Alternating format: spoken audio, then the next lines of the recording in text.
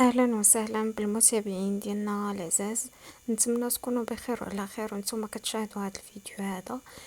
في هذا الفيديو كيف ما كتشوفوا غنشارك معكم كساوي ديال الدار. فيهم كساوي بالمبرة، كساوي بالدونتيل، وكاينين كساوي بروزين، وكاين حتى اللي بالبينوار ديالها. المهم خليكم مع هذا الفيديو، وما تنسونيش من الدعم ديالكم، من لي لايك والبارطاج. ودابا نخليكم مع هذا الفيديو هذا، فرجة ممتعة.